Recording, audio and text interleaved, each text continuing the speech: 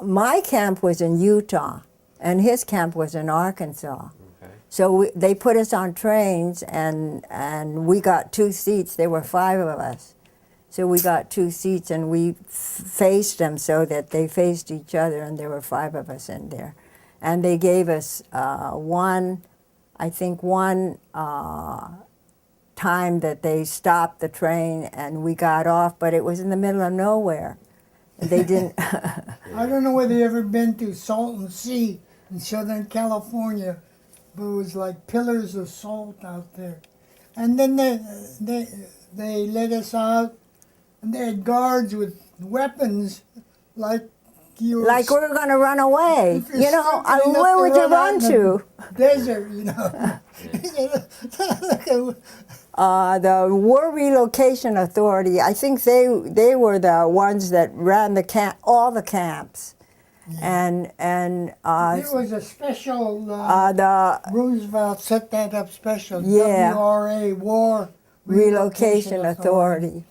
And And the schools had, the teachers were, the heads of departments and the principals and everything were Caucasian. The people that certified. were, that were certified. The people that were like us that went into the camps, they could teach. Some of them were teachers and they could teach, but they never became heads of departments. plus they got about $16 a month or something, right? Yeah. Inside Inside camp, they were all barracks. Okay. So It you was the got a same. room. I mean, the barracks were divided into 1, 2, 3, 4, 5, 6. 6 rooms of varying sizes. I mean, the outside rooms were small, and then the inside rooms were big and small and small. So, I mean, depending upon the size of your family, like the 5 of us lived in one of the larger rooms. And you partitioned it with sheets or blankets or something so that, Bedspread or something. yeah, or bedspread or whatever you had. Or, And they had a Not only- potbelly stove. There was no running water. You had to go to the laundry room. They had the barracks on the 2 sides. There were 6 barracks on one side and 6 barracks on the other. And then in the middle, they had, between the 2 rows of barracks, they had Mess hall. and the laundry room. and the bathroom. Yeah. So in the winter, it used to get freezing cold. It used to snow, and California it doesn't snow, you know, where we were. So we weren't used to it, but it wasn't bad. Guards were, I think they lived in a compound on the outside, Yeah, and they lived in barracks Yeah. outside. and just like the teachers. Outside the barbed wire fence. Yeah. Our camp was located about 10 miles from the Mississippi River. The place had snakes, and it was the bayous of the Mississippi River, so it's kind of swampy. But amazingly, our town was a farm area. It was like New Jersey was really ideal for raising vegetables, so that when they went in there, the farmers had a real good field day, and I think even today the farmers, the people moved in where after they closed the camps and are raising. I read somewhere they were raising the same vegetables that they never knew they could grow in Arkansas. Well, we went to school. They had schools once. You went to the relocation camps. It was fall, so they started schools. So they had schools from K to 12.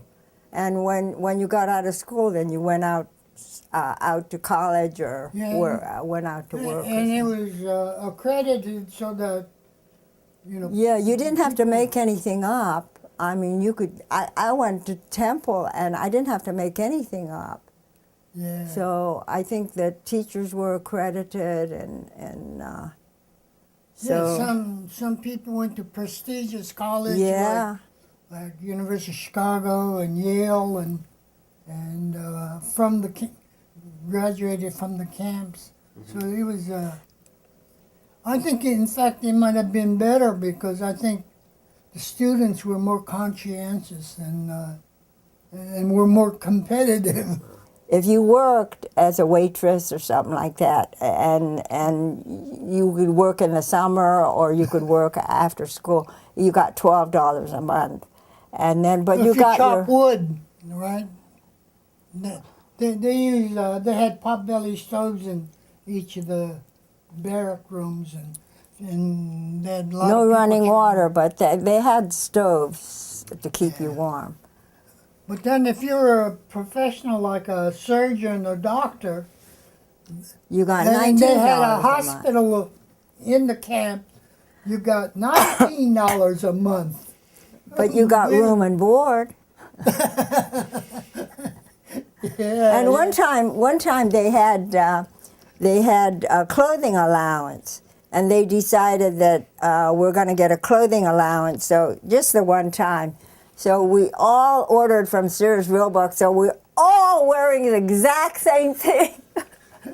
Everybody's coming out and they're wearing all kinds of. yeah. They had these black, I guess, navy pea coats, and even the, Japanese average are kind of short, and the coats You came went way down to here.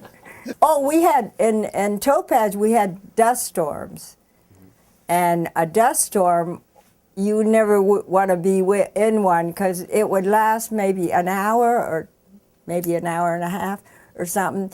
The dust would swirl around. You couldn't even see Well, ahead first of all, of you could see it coming, right? Yeah, you could see it coming in Miles the away. distance. And then it comes and it envelops you so that when you come out, your eyebrows are covered with dust, your hair is covered with dust, everybody's coming out with gray hair. Even the rooms, the dust. Oh, and it would underneath be the terrible. Dust was so fine that Yeah. it got underneath the doors. Yeah.